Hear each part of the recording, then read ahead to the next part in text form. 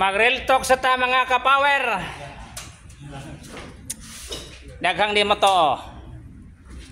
Pero kanang linog sa Myanmar o Thailand. Kana siya, usara na siya ka wake up calling sa mga tao all over the world.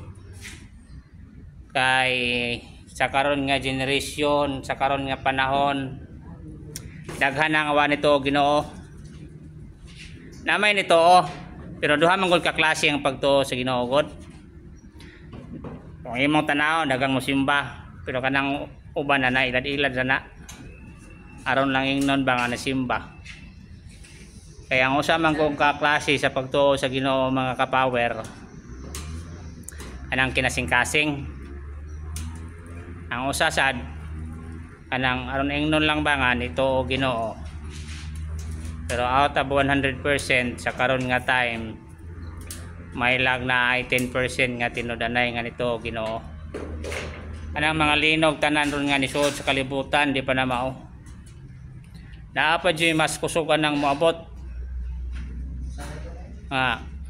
Makakulba. Pero di tangay ko yawan na kay pagbuot man na sa Ginoo. Muna mga kapower, balik na mo sa Ginoo.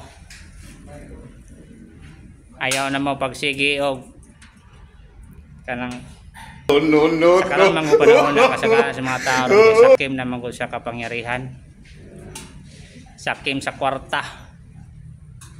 Muna ang nakalimot na ko sa Ginoo kay ang gimo man kong Ginoo oros kadaghanan kwarta.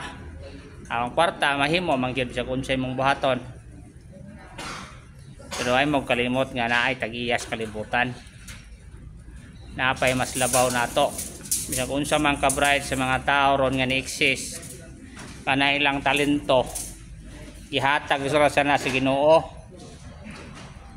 Nga unta maka-share sa uban, pero ang uban man gud kay gihimo naman gud nilang Ginoo ang kwarta.